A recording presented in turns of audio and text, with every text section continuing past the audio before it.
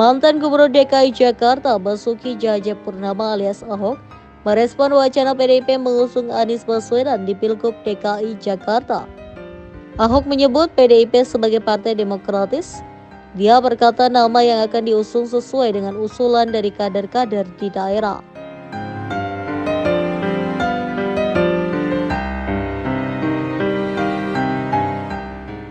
Ahok mengatakan demokratis itu tercermin dari pengusulan nama kandidat. Dia menyebut tak hanya satu nama yang diusulkan. Meski begitu, Ahok tak mau merespon spesifik terkait nama Anies. Dia menyerahkan nama itu ke pimpinan partai. Di sisi lain, Anies menyatakan akan kembali mencalonkan diri sebagai Gubernur DKI Jakarta. Dia telah mengantongi dukungan dari PKB. PDIP, partai yang selama ini berseberangan dengan Anies, ikut memberi sinyal untuk mendukung. Namun memang belum ada langkah konkret yang dibuat kedua pihak. Hubungan panas Anies, Ahok, dan PDIP adalah hasil Pilgub DKI Jakarta 2017. Saat itu, Ahok bersama Jarod Saiful Hidayat maju sebagai petahana.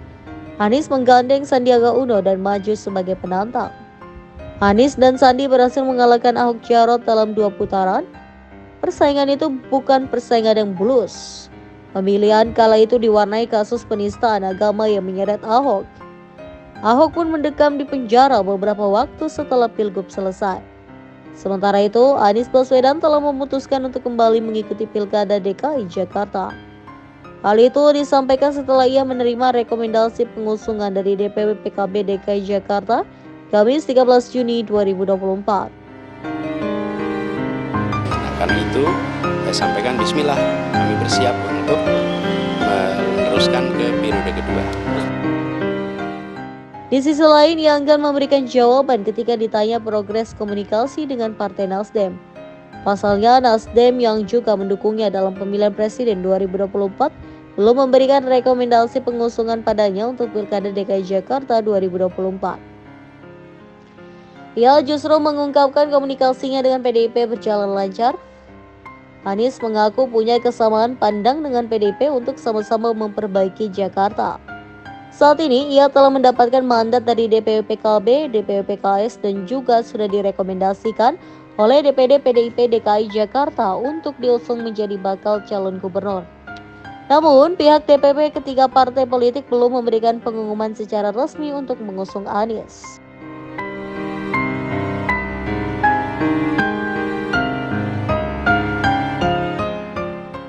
Karena itu, kami akan memastikan bahwa nelayan di Jakarta meningkat kesejahteraannya, dan salah satu caranya mengapa kita menolak reklamasi.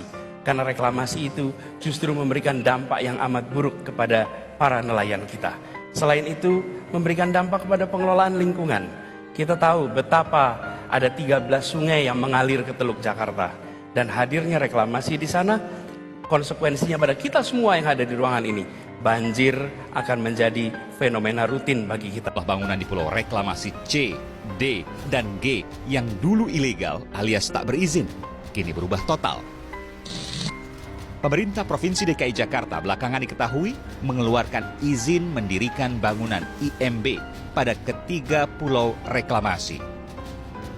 Keputusan yang membuat ramai ibu kota negara. Ingin menghentikan reklamasi, tapi sekarang memberikan izin untuk pulau reklamasi. Dari masa kampanye, kami tidak berencana membongkar yang sudah jadi.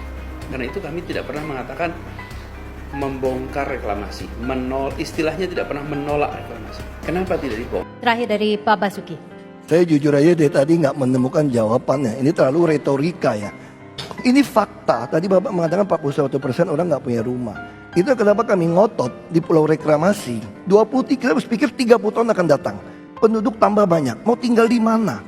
Rumah gitu mahal. Makanya kami pengen setengah dari pulau itu punya kami DKI. Sehingga kami bisa membangun anak-anak muda, orang miskin, bisa tetap tinggal di pulau. Tapi itu rumah yang kami subsidi. Kami sediakan inkubator, nggak usah bayar, hanya bayar pemeliharaan. Itu yang kita lakukan. Pak Basuki, kita Soal pilkada ini memang sedang dipertimbangkan, lagi banyak ngobrol dengan banyak pihak, dan ingin tahu juga kita seperti apa sesungguhnya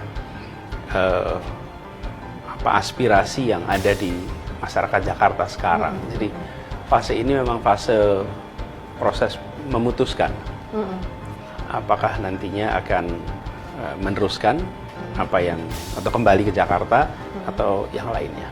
Kita menyaksikan pemilih Jakarta itu pemilih yang kritis, yang memberikan dukungan bila mereka menjalankan yang diharapkan dan memberikan hukuman bila tidak menjalankan yang mereka harapkan. Sebenarnya bagi demokrasi ini baik.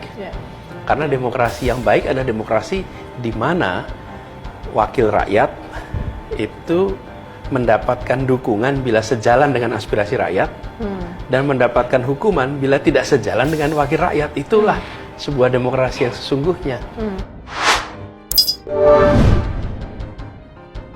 Pihak-pihak lain ada banyak yang mau melakukan kecurangan.